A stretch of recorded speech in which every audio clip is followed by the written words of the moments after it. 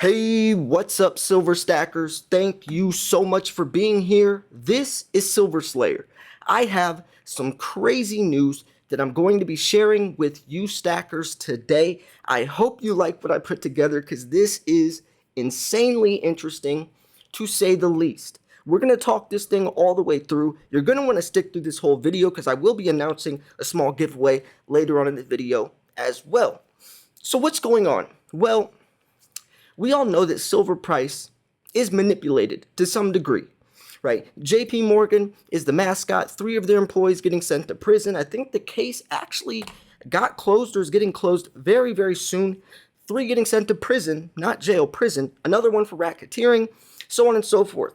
Now, this article, this video isn't talking about the people getting caught, but how they got caught and how they're going to be handling spoofing cases moving forwards. Now, what is spoofing? And this is in the dynamic of spoofing is why they need to start using AI to catch spoofers or the people that do these, these very illegal activities behind the scenes on these exchanges. Spoofing is when a company, a bank, or whatever goes on an exchange and places millions of dollars, thousands of buy or sell orders, and cancels the order before it goes through, basically putting fake volume on that exchange, tricking everyone else into thinking that the market's doing something it actually isn't. So then those people start investing off of false information, which makes the bank either profit from the buying or selling orders they placed that aren't actually real. Now, the hardest part to catch people doing this is because it's okay to cancel orders. People cancel buy and sell orders all the time. So how can you catch someone with the ill intent of that order never going through? Well, that's why they're starting to use data analytics to catch any suspicious trading activity. This is crazy. Now, before, spoofing was a slap on the wrist. Before 2020, they would charge a bank like JP Morgan like a $35 million fine. Until 2020, they said this is getting out of hand. We're going to start cracking down. JP Morgan had an over $900 million fine. They're going backdating decades and decades of spoofing instances, thousands upon thousands of cases that they claim were spoofing. So anyways, I want to look at this article because I think we're going to start going into the new development of where spoofing is headed, and also if they'll be able to put a stop to it. Now, I never think it's going to completely be that way. Anytime there's money involved in anything, there's always going to be corrupt shadiness behind the scenes. But if people know they might get sent to prison, and now that there's AI development behind the scenes that could detect what they're doing, it might lessen the amount of people doing it. So the link to this article will be in the description. Security and Exchange Commission, the SEC, utilized data analytics to detect suspicious trading activity and form the basis of 3 separate insider trading cases announced by the agency on Monday. Now, among those charged, including a former chief information security officer, an investment banker, and a former Federal Bureau of Investigation trainee, wow, even FBI, all of whom allegedly shared confidential information with their friends who then traded on that confidential information. The SEC said in a press release. So they were basically sharing themselves, some inside stuff, trading off of the information given, whether companies, whatever the case is. The U.S. Attorney's Office for the Southern District of New York announced parallel criminal charges in each case. So the SEC cited the efforts of its Enforcement Division's Market Abuse Units Analysis and Detention Center in originating the findings behind the 3 actions. The SEC has used data analytics to detect accounting fraud in 4 separate cases, while the agency combined with the Department of Justice and Commodity Futures Trading Commission in utilizing data analysis to revive precious metal spoofing charges against JP Morgan, culminating in a $920 million settlement in September of 2020, which, like I said, in the beginning of 2020, they said they're going to announce, the judges are going to start cracking down harder. When I mentioned them announcing that, I was like, we'll see. I was skeptical, because they really did nothing about it. I've been covering spoofing for years and years, way before 2020. Because remind you, I've been making videos since 2015 on my channel. And after they announced that in 2020, what do you know? In September, 8-9 months later, we saw the first case, the first real punishment, which is $920 million. $35 million slap on the wrist compared to nearly $1 billion fine is a big difference. Regulators are also increasingly expecting compliance departments within public companies and registered investment advisors use data analytics to detect fraud within their organizations.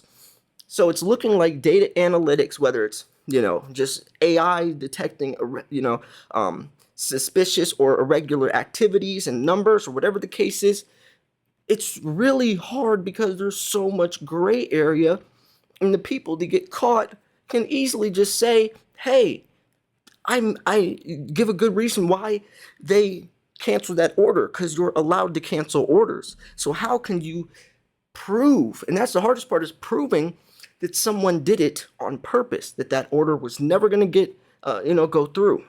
How can you prove that? So in all three insider trading cases brought Monday, the SEC seeks to permanently enjoin the defendants from violating federal security laws to disgorge any ill-gotten gains as well as pay prejudgment interest. The first case, Amit, I'm not even going to try to say their last name, at Lumentum Holdings allegedly shared material, non-public information about two mergers Lumentum was engaged with in friends in Dhiren Kumar Patel, all these other places. With the tips provided by this guy, the friends traded ahead of two corporate announcements in 2021 to acquire Coherent and later acquire Neo Photonics Corporation. So it's looking like these companies are just getting inside stuff of what the company's about to announce or something that will either, push the company upwards or tear it downwards, and then they'll either, invest off of that, yada, yada, yada. And this can go into anything. And actually we showed on one of my previous videos, we showed the WhatsApp conversations. People use WhatsApp because it's encrypted, and I would even, anytime, by the way, in my comment section you see me, it says Silver Slayer with my profile photo, and it's going to say, hey, text me to some WhatsApp. That's not me. That's a scammer. That's an impersonator. That's not me. They use WhatsApp because it's encrypted. Cell phones is not. Facebook is not. IG Messenger is not. Do not ever reply to those people. They will try to scam you. Me and my moderator spend all day, literally, all day and all night. He deletes it, sends me the URL, and I'll block it. But we do that probably 20 times a day. I block thousands of these impersonators/scammers. Anytime you see someone who's supposedly me, do not respond. Do not respond. That's not me. But I will say this.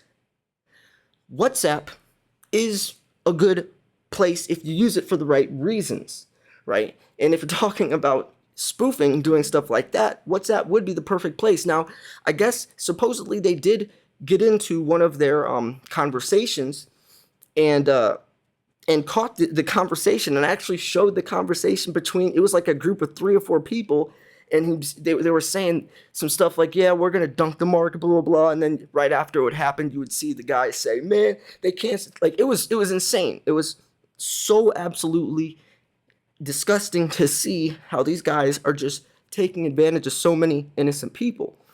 But regardless, yeah, watch out for Silver Slayer impersonators. My name has a check mark in my comment section. The schemes generated more than $5.2 million in illicit profits, according to the sex complaint.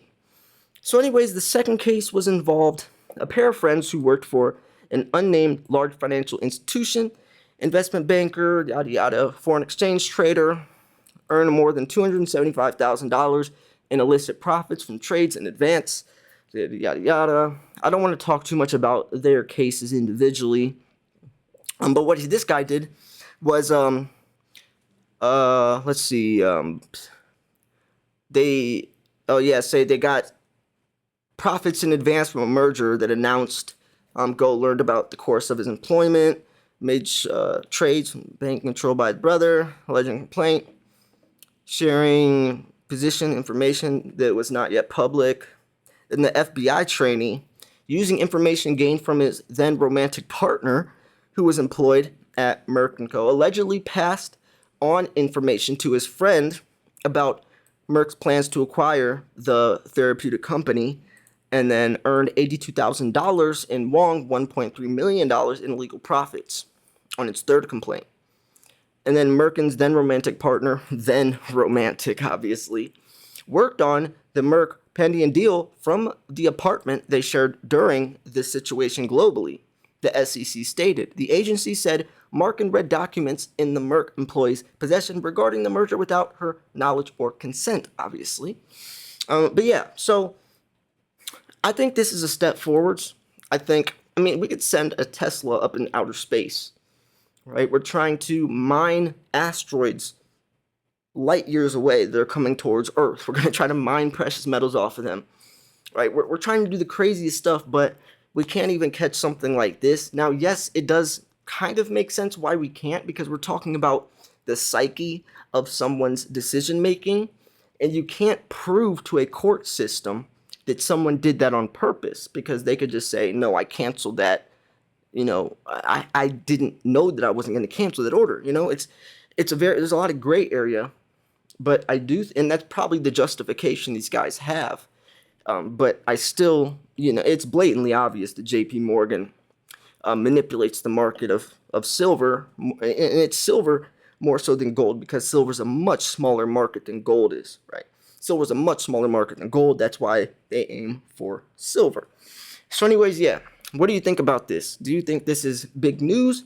Do you think this is interesting? Do you think that spoofing is going to keep existing?